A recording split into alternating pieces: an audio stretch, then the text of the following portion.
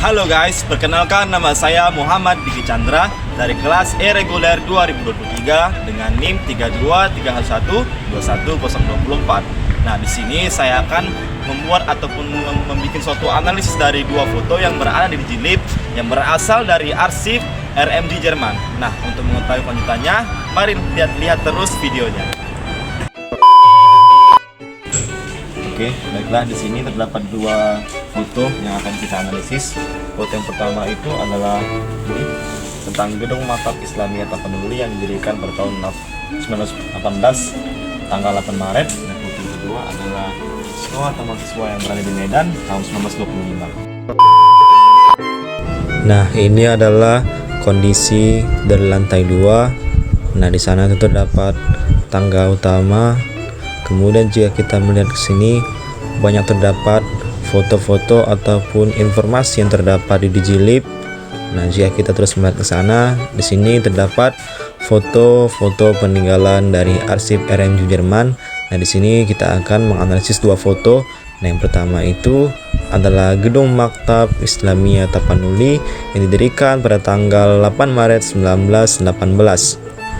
Nah, kita bisa melihat bagaimana arsitektur Gedung Maktab Islamiyah ini dibangun dengan atap yang dimiliki gedung ini berbentuk segitiga dengan dua lubang di tengah, merupakan bisa dibilang sebagai lubang angin ataupun lubang ventilasi. Kemudian di bagian bawah terdapat sejenis ataupun seperti pintu, kemungkinan digunakan sebagai penyimpanan barang atau gudang.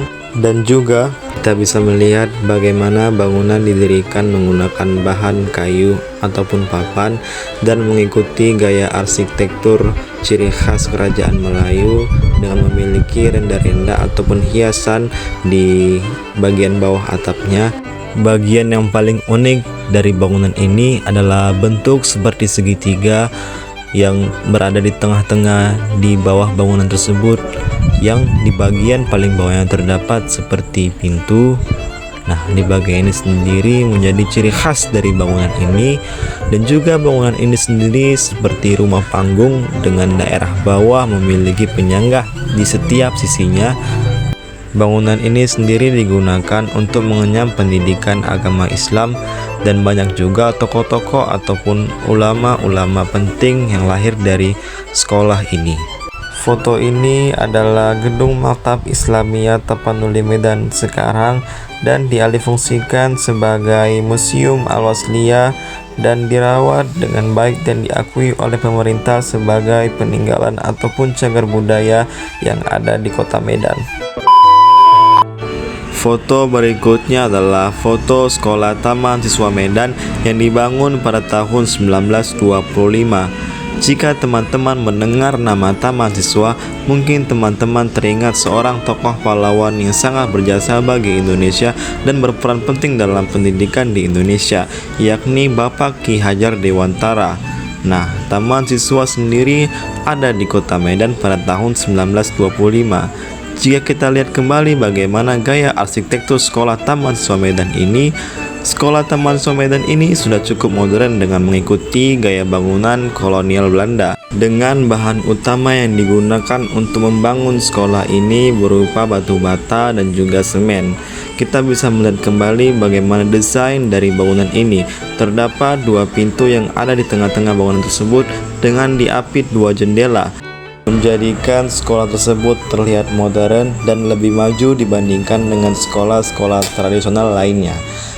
Dan juga pada saat itu Sekolah Taman Siswa memiliki halaman yang luas.